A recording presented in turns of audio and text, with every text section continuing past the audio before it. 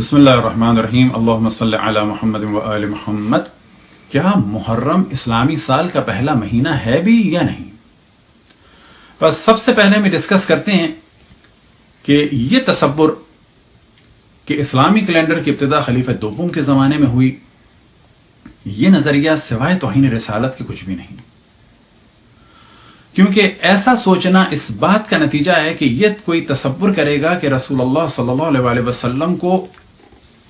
اسلامی کیلنڈر کی کوئی بھی فکر نہیں تھی اور دنیا سے چلے گئے، جبکہ اس زمانے میں جاپان کا کیلنڈر، چائنا کا کیلنڈر، حتیٰ جنوبی امریکہ کا مایا کیلنڈر، انڈیا کا کیلنڈر اور خود سرزمین عرب میں عربوں کا کیلنڈر تھا، یہودیوں کا کیلنڈر تھا جو لونی سولر تھا، عیسائیوں کا کیلنڈر تھا کہ جو سولر تھا. لہذا رسول اللہ صلی اللہ علیہ وسلم کے بارے میں یہ گمان کرنا کہ ان کو اس جانب بالکل بھی توجہ نہیں تھی ان کی اس جانب، تو یہ بالکل توہین رسالت کے مترادف ہے. انہیں قطعاً توجہ تھی اور بے حکم خداوند تبارک و تعالی انہوں نے اسلامی کیلنڈر کی بنیاد چاند پر رکھی، یعنی قمری کیلنڈر کو قرار دیا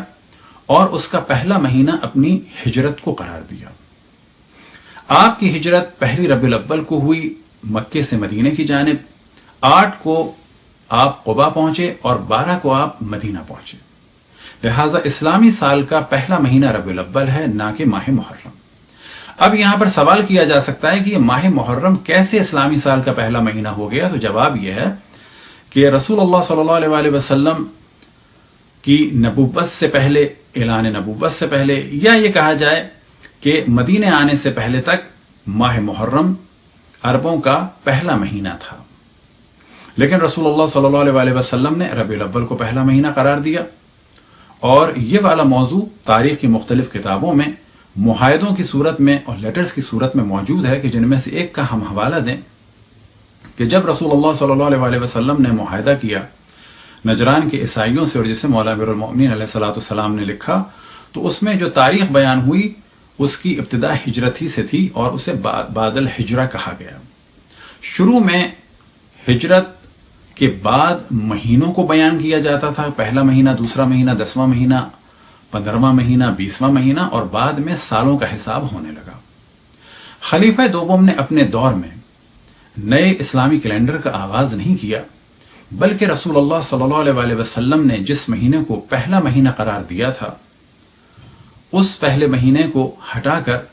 زمانے جاہلیت میں جو پہلا عربوں کا مہینہ تھا محرم، اسے قرار دیا. یہ موضوع اگر ہم ڈسکس کریں تو ممکن ہے کہ فتنے کا سبب ہو، لیکن اس موضوع کو آپ جا کے سرچ کر سکتے ہیں اور سلفی اور وہابی اور دیوبندی حضرات سے سوال کر سکتے ہیں. اور ایک ان کے عالم نے تو کھل کے اس چیز کا اقرار کیا کہ جن کا نام ہے شیخ محمد بن صالح عثیمین، اور انہوں نے اس بات کو بڑی صراحت سے کہا، بل اعلموا ان السلف لم يتخذوا المحرم اول العام الجدید الا فی خلافت عمر بن خطاب، کہ جان لو کہ سلف جو تھے، جو گزرے ہوئے لوگ ہیں، وہ محرم کو پہلا مہینہ نہیں سمجھتے تھے اور محرم سے نئے سال کی ابتدا کو نہیں مانتے تھے، بلکہ یہ سلسلہ ہوا خلافت عمر بن خطاب کے دور میں. إنها الناس أحد فرد عليه ولا تبتأ أحدا بذلك. هذا هو الصواب في هذا المسألة. لو قال الإنسان مثلا نهنئك بهذا العام الجديد ويهنئك الله بخير وجعله عام خير وبركة، لكن لا تبتدئ الناس عنه، لأنني لا أعلم أنه جاء عن السلف أنهم كانوا يهنئون بالعام الجديد، بل اعلموا أن السلف لم يتخذوا المحرم أول العام الجديد إلا في خلافة عمر بن الخطاب رضي الله عنه. نعم. اسکرین پر آپ اس ویب سائٹ کو دیکھ سکتے ہیں کہ جس کا نام ہے اہلحدیث.com، اور اس کا لنک بھی آپ کے سامنے ہے. اور یہی والا موضوع آپ کو مکتبۃ الشاملہ میں بھی مل جائے گا، کہ جہاں پر جب ان سے سوال ہوا تو انہوں نے یہی جواب دیا. اور یہی والا موضوع آپ کو اسلام QA میں بھی مل جائے گا. اور یہ ساری وہ ویب سائٹ ہیں کہ جو سعودی عرب کی وہابی اور سلفی ویب سائٹ ہیں، اور آپ خود بھی جا کے پوچھ سکتے ہیں، سرچ بھی کر سکتے ہیں. آپ ہماری بات کا بے شک یقین نہ کریں اور سلفی اور وہابی اور دیوبندی علماء سے جا کے پوچھیں کہ کیا یہ موضوع صحیح ہے یا نہیں ہے.